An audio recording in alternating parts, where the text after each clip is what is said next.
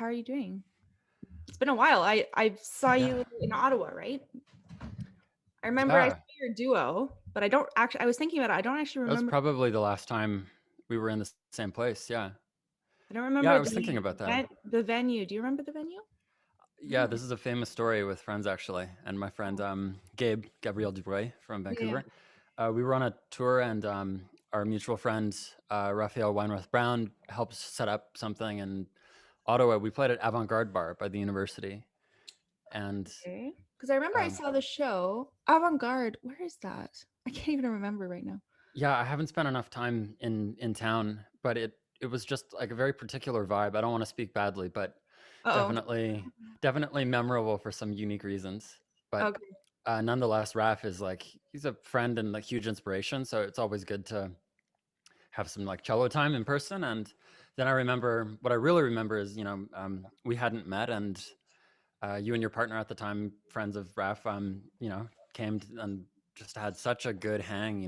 We weren't in a Yeah. rush. We went and got some late night food, and so you're in Thunder Bay, right? Like full Yeah, I'm time. in. Yep. Well, we don't have a summer season with the symphony. So we're done after, like, even on a normal season, we're done after April. Mm. So,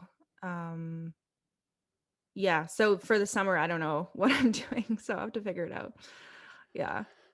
Yeah, the speculation has been the hardest part of this year as things Mhm. keep changing, and like the finish line moves, and the layout of the map moves, and then um, yeah, the imagination is a powerful thing, and then you almost squander all of this energy, right, on these hypotheticals, or you really get somewhere, and then something Mhm. totally changes all of it. So yeah, with the summer, I'm trying to not even think about it so much. We had some hope as things were warming up, and comparing to what happened this time last year.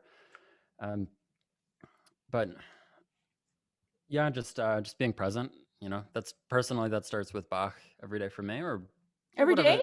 That's awesome. Yeah, it's a bit of a trope, and personally, there's actually solo cello music I connect to more deeply, like even the Britten cello suites, Mm. or more modern stuff. But it's a Casals ritual from his biography. He would start every day at the keyboard of the cello with Bach, That and makes sense.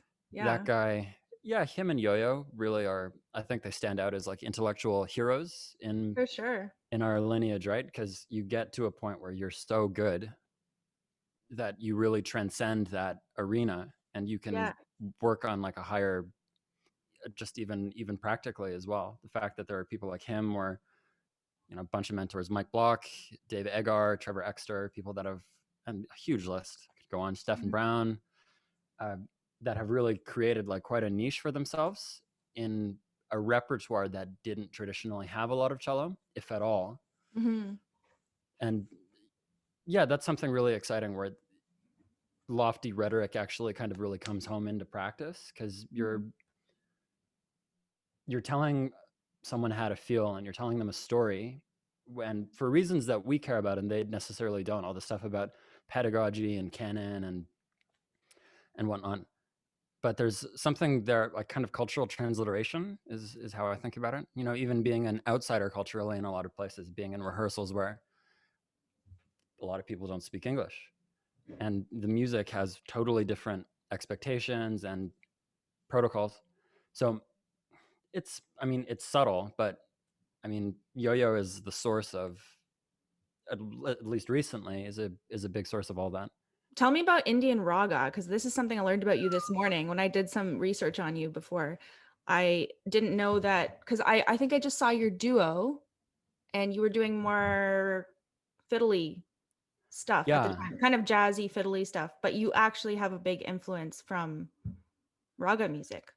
yeah. My journey with all that stuff, uh, I would tell people generally I'm a modal musician and an improvisatory one. And if you study any folk music or kind of world tradition, you go far back enough, and there's all of this DNA in different styles of music, completely unrelated, that have quite a bit in common, including Celtic music.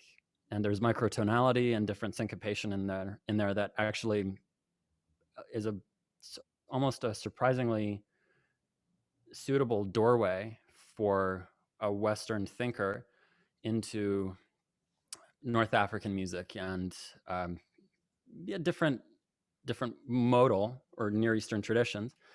That's definitely kind of where I've been pulled. And at an academic level, I've spent a lot more time formal study in Arabic Maqam, for example. But yeah, we were talking about Raga. Even the concept of a scale. It's not really, yeah, it's not really a scale, I guess, but. Well, it's a collection of notes. And my understanding, I've been in this, kind of really in the deep end at this point for maybe 5 years. And there's a lot. And I was mentioning kind of cultural transliteration, there's terminology in a language that you can't read. It's a different alphabet. So it's a very oral thing, and it takes a lot of time to just get immersed in it. But a rag, compared to other terminology,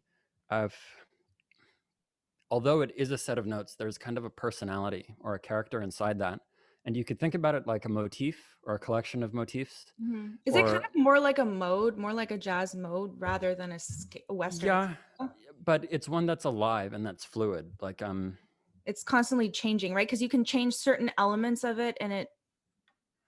Yeah, I mean? And even the phrasing, like the Lydian mode, Ragyaman. Like, no way, you're gonna demonstrate? There. That's so cool. Okay, demonstrate. That's awesome. So I didn't know you had a piano there because I can't see it. Here, you'll like this. You'll laugh at my viola playing. Oh my goodness, you have a viola there? Damn. It's my travel cello. Whoa. So if we're in E flat, Do is sa, sa re ga ma pa da ni sa. I'm really out of tune with the piano. That's okay.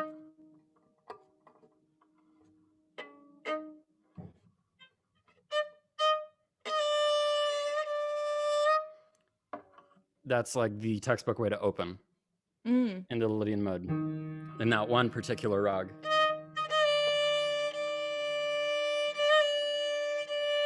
And I'm not going to play anything else on the viola. That's okay. I shouldn't really. But instead of just this abstract thing, like, yeah, it's a 7-note scale with a sharp 11th or raised 4th. Specifically, yeah.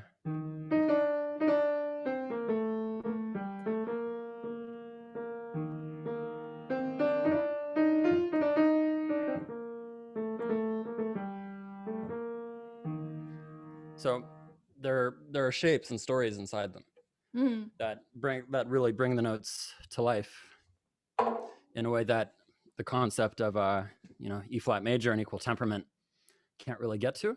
Yeah, and there's a lot of inflection. E flat major is always E flat major, right? There's no, you don't really change it. I mean, you change the minor ones slightly, but it's not even close to the same thing.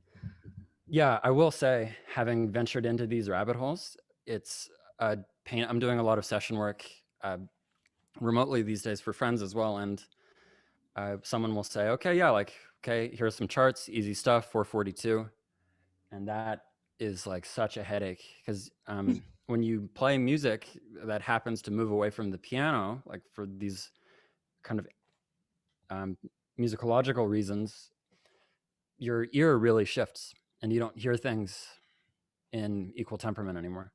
Wow. Well, temperament, yeah. And it's a lot, and it's so subtle, right? But especially as a string player, like you start to really play the crazy game.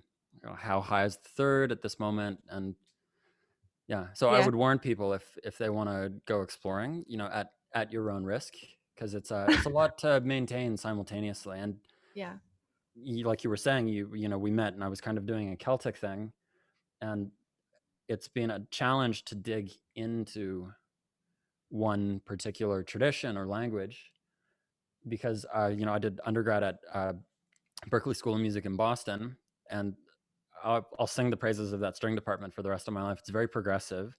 It's very open concept, but the danger in that is that you can kind of find a lot of shiny objects and skate around the surface of very inspiring things. To go deeper, though, takes a lot longer. Were you doing jazz there, like for your degree, or what were you doing? Uh, a lot of everything. There's a concept that, those are working musicians who are also teaching working musicians. So Mm. there's not a lot of structure, and you have to kind of have a plan, and it really forces you to figure some things out for yourself, because I guess you're there in a way to, not that I used to be angry about a lot of stuff, but uh, there's it's not because of our heritage or the school or the canon we might have grown up in, but I thought something's definitely pulling me away from this stuff, because by the time I went to undergrad, I'd played in a regional orchestra for a few years and done some chamber music, and like, this is great, I love this, but I am interested in composing. I'm discouraged from trying to do both simultaneously in this school of thought. And uh, I had a phase listening to like a lot of metal, and Berklee Okay, was so the only place that really reconciled it all. you and Raf have a lot in common then, right? Because he's definitely a metalhead. Yeah, absolutely. That's funny. Wait, so when you say you were pulled away from, what are you talking about? You're pulled away from classical, or pulled away Yeah, from, classical music. And because that was your base, right? You started on classical. yeah, Suzuki, Conservatory, Yapa, all Okay. that stuff. And I was at a sacred music school, St. Michael's Choir School by Toronto, which was a totally different end of things. Gregorian chant, Palestrina, uh, Hmm. all that stuff, theory, keyboard lessons. And I thought, this is great. And it provided a role in society where you're really there. You're providing a service for people. And when you really see the effect of that, that's really stayed close to me. But in terms of the actual repertoire, so I have something more that I want to learn how to say, and I don't know what it is exactly. So I just chased my tail for years. I was studying Maqam and jazz and bluegrass and uh, West Clare, Irish music and everything, and pedal boards and music production. Hmm. So Why is it that some musicians who start with classical can go on to do things like you, and a lot of them don't have the desire in some way? Like, why is it that some do and most don't? well, I can't speak for other people, but it's been over the past couple years, it's been a real privilege to be invited to do like more advanced level workshops Mm-hmm. and discussions, lessons with people about this sort of material. Anyone in like described kind of professional level classical musician is highly educated and highly talented, but I think we can agree, at least anecdotally, there's some baggage and there are some things that kind of damage us to get to this way that that there's healthy discussion about right now. How can we reform these things? How can we rescue this music and this community that we really love? So there's nothing wrong with, because you would hear people bashing classical kids that can't improvise or things like that. That's not healthy. No. Um, Yeah, I guess I'm wondering what your thoughts are on, the blocked people, maybe that. yeah, maybe the blocked people. Yeah. Well, it's a completely different skill set. Even the way we practice scale routines and stuff, there are different finger patterns, and there's a point in improvisatory music where you can do things with your own hands. Like, I would stop short of actually trying to demonstrate any of this, especially because it's a rabbit hole and a little bit yeah, there's this kind of pubescent like jazz flexing that people start to do with this high level theoretical practice. But say, okay, like without rehearsing this, I want you to do 4 octaves up in E flat major, and then find a pivot note and come down in D, and then go up in C sharp, and then come down in B flat, and then it's all at the tip of your fingers because you've practiced all of these things in different sequences instead of the ones that we know, whatever those may be, 3-finger classical 4-octave scales, for example. You go across the neck. All right, so what can you play in 4th position without moving? Mm. And really get into it, and where are the passing notes, and where are the ornaments, and what's comfortable. So you learn shapes. So a lot of people like me found progress playing guitar as a string player, right? Because that logic across the neck exists in electric bass and electric guitar playing Mm. quite a bit. That's a way in. But what you've said prompts, a big thing with transitioning into music, other kinds of music from a classical or orchestral training is a sense of rhythm Mm. that classical musicians have such an evolved sense of rhythm, following people, playing behind the stick, things like rubato and this and that.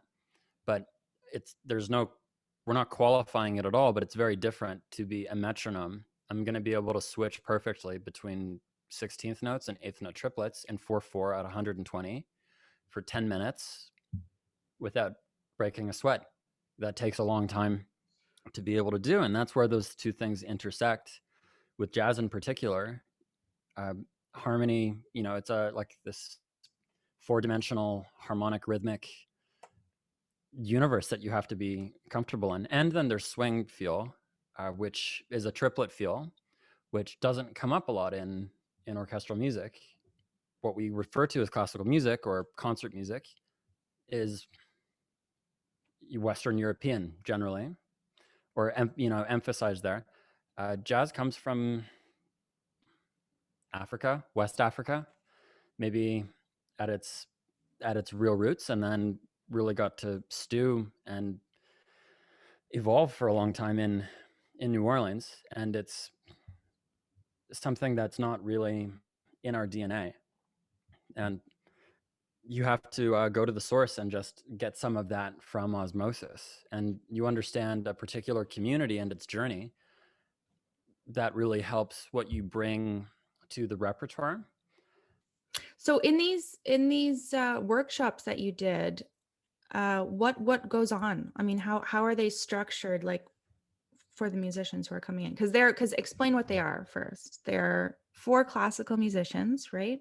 Who want to learn how to improvise.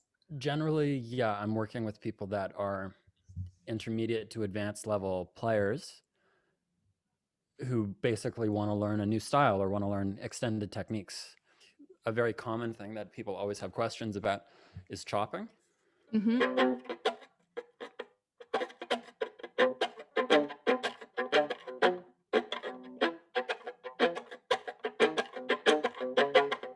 That kind of percussive stuff that comes out of mandolin playing and bluegrass. So that's one very specific thing. And you can take an hour to show someone how to do just that. And it's a funny thing to balance with a one-time workshop where you do need to just deliver a little bit of mind-blowing inspiration to people, which is different and complementary to more stable private instruction. Mm-hmm. So you actually can't get into the weeds as much. So what I'm trying to do is open some doors, and I do provide resources in writing or in follow-up with people, because I am just paraphrasing all of my intellectual heroes, people like Eugene Friesen, cellist, teaches at Berklee, who wrote a book called Improvisation for Classical Musicians. Mm. And that was like early days for me, going through the same process when I was, like 20, giving people permission and giving people the tools to play music from their heart instead of from the paper. They're not mutually exclusive, but when you take the paper away, you have to go inside. Mm. And people need to encourage you and educe that inside voice, and you can connect with your inner child. I tell all my students that we play for a living. We play, it's a Oh, right, game, and it's right, something right. we should enjoy. So Mm. that's the icebreaker always. I have to give kudos to Sarah Smolin as well. She's been up here to SOCI and she teaches in Ontario, but she lives in Ithaca, New York, and was very involved in New Directions Cello Association for a long time. And as a young, 6-year-old, I met her at a Suzuki camp, and first thing she tells all these people coming in is that there's no such thing as a mistake, Mm. because there's this expectation in a certain kind of music where, yeah, some things are decided in advance and you score yourself depending on what's on the paper. So you play groove games, you play pentatonic scales, you do call and response. Another favorite thing to do is actually get people playing with their feet. I've got percussion bells you use, and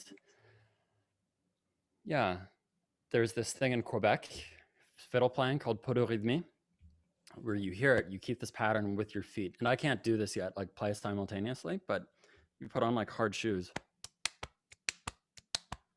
right? And it's just this driving Hmm. force under the music all the time. So to give people permission to even tap their feet, right? If someone's been really conditioned, that's like such a taboo Right. to Yeah. do. So yeah, there's a lot of unlearning that has to happen, and there's a lot of creative nurturing. I've been spending a lot of time this year with a book called The Artist's Way by Mm-hmm. Julia Cameron, and there are many books. That one really connected with me. Do you But do the morning pages? yeah, I do them every day. Wow, good. Yeah, I I've try. shortened it, but I don't know. I always write every day. Sometimes the quantity changes a little bit. Okay. Well, Yeah, how early do you get up? Do you really, or is it just morning when I get up? it's Kind morning when I get up. of. Yeah, Okay, that's fair. there's a real, I mean, all this modal music as well. I can't overlook a kind of spiritual element to a lot of this practice. Indian classical music and in classical Arabic music, there's a concept of tarab, where you're like really transporting, you're opening a door. And like similarly to my choir boy years, you're really providing an experience to people through sound. And a Muslim friend who I met studying Arabic music, I would go to mosque with him, and these microtonal scales, which we call maqams, is what a Quranic cantor uses during the services. So when you're studying musically, like there's no difference analytically under a microscope from, but there's this idea in religion that text becomes kind of divine in some way, and it's more than music. So without any disrespect to that, I was really drawn to it from a sound, and there's an intention in some of that sonic setting that I've tried to really bring into music. And as an improviser, you can talk about it in different ways, but like opening the heart chakra for yourself and allowing that for other people, where you get to the heart of the matter. You want to induce a sense of love in everything you're doing. So getting up and starting the day personally with Bach, that's like my symbolic start to that work every day. And this tangent does come back. It's coming back around right now. I'm not going down a huge rabbit hole with something like the morning pages, where you have this devotional thing you're doing for yourself, but it's a lot higher, right? Just because it's a little bit ritualistic. So this friend of mine, Faris, says, so Muslims pray 5 times a day. And like, if you get up late, there's a morning prayer, there's a specific text. So even if you get up at 2 p.m, you say the morning prayer. Like it's not good to do it late, but you still Right. have to do it. So I'm trying to be a lot better at that. Getting up with the sun. When you get out of bed, like what's the first thing you do? Stay off your phone. Right. I Don't know. respond to anything. Hit the paper, and hit your practice, whatever it is. Do you paint? Do you dance?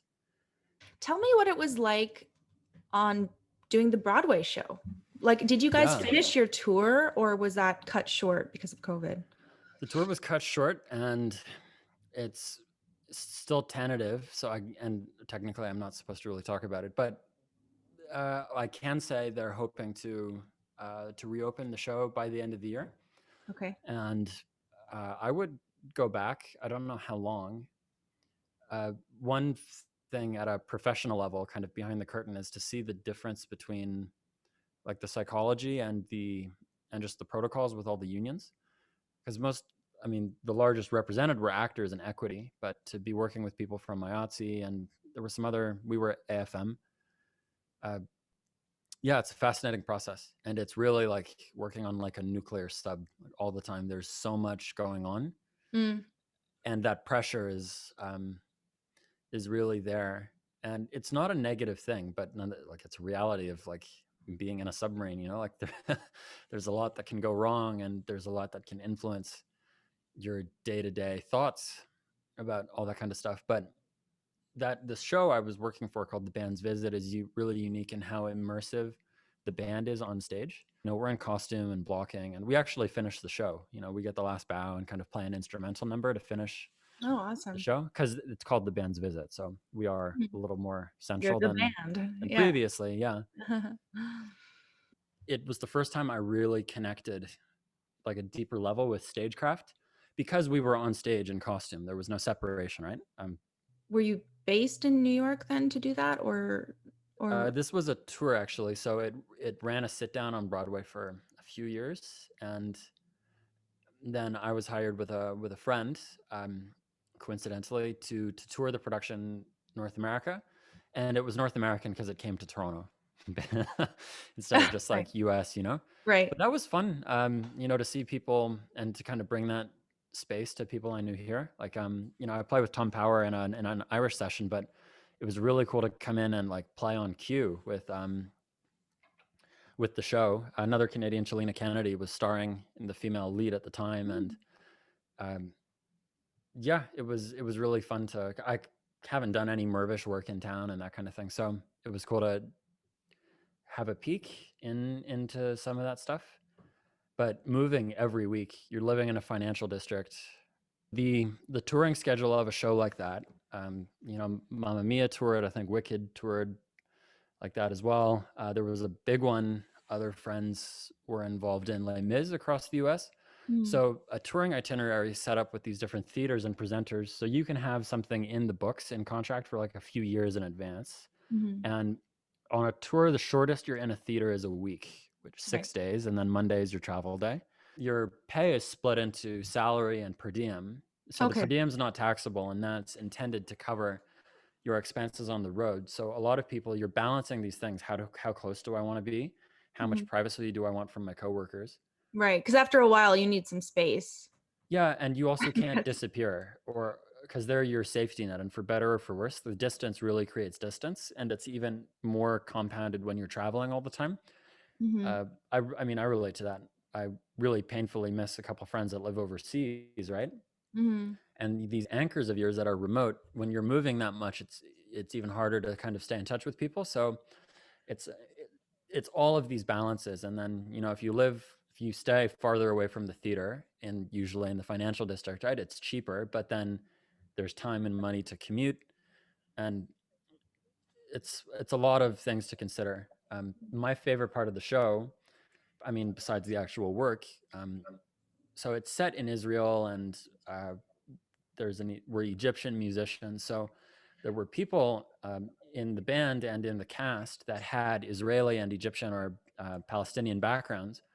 So Saturdays we would do, or Friday nights, usually we would do Shabbat, and just like potluck, and you know, spend the evening together, play a little music, and laugh a lot. There were really, really good cooks in the Mm. company, so that was the highlight, like almost every Friday.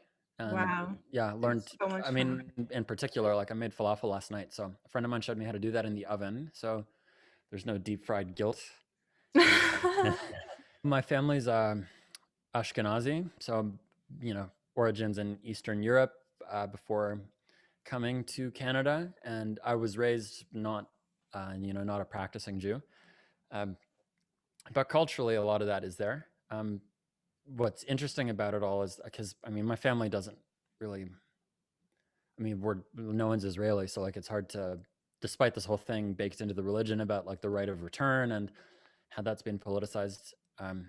Yeah, the one thing I am very openly, like very vocal about, is being very pro-Palestinian, because studying this music the way I did in undergrad, some of my best friends are from, yeah, they're Palestinians, Jordanians, Lebanese, Egyptian, and to really humanize some of that some of that lived experience was very eye-opening to me. And there are double standards and rhetoric here that you know, that are unfortunate.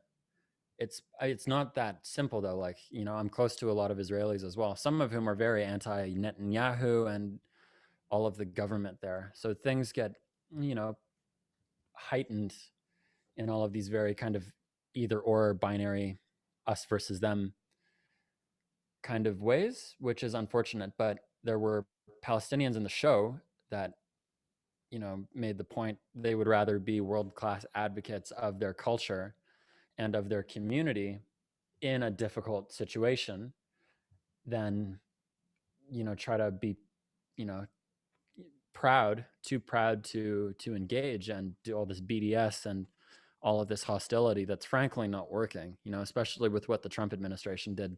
I think it's really been eye-opening to me to how to walk the walk of being an advocate and having an activist element to what you can do with your career musically. Uh, it's easy for us to show up and play at an event, but how do you do more than that? Is something that I really grapple with, and something I'm trying to actually educate myself in a lot more right now. So a lot of the things that we reach for just kind of ring hollow and are self-gratifying eventually. I am a recovering cynic, it's been about 10 years in the process. So, but how to do that positively, how to really bring people together. In particular in Canada, I mean, it's a raw nerve for people, because how do I, like someone like me, how do I authentically really over time consistently deliver and show up as as like an ally and an advocate, particularly for Indigenous rights or lack of justice in Canada in that particular way. Like, because it would just seem, I think, again, being cynical, it would just seem opportunistic to try to invite someone to collaborate because of who they are Right. Yeah. on paper. But there's something more I would like to do, and I'm struggling with how to do it in a way that looks and feels and really is wholesome and authentic. Because otherwise, what are we doing? We're just like living in this nice little vacuum in the conservatory or whatever, What is it that you would like to do? Do you have an image in mind, or is it just kind of a feeling right now? Well, I would like to help, and calling people to action is the easiest way to do that. Musicians bring people together. Like, we're inevitably social creatures, right? In the concert hall or in a dance club, you bring people together. And this Shabbat story I was telling was the same thing. Like, these universal equalizers, to use culture. Like, it's really hard to hate someone when you break bread with them, or to play music, or to really connect with them. It's good for someone as a human. It's nutrients to have music around or to study music. But when you can really harness it and synergize it with community needs as well, how do we mourn? How do we celebrate? How do we process things? How do we rally people to show up and advocate for themselves or advocate for the people that need the support? I remember we were in Washington on tour when Bolsonaro set the Amazon on fire, and I couldn't sleep. Like, why should I live this life and have no responsibility and take no action for something that affects me and everyone just because we can't see it right in front of us, So, so I'll just keep, tripping over myself about this. Yeah, it's definitely a burden, because I think we're, And a responsibility, I guess.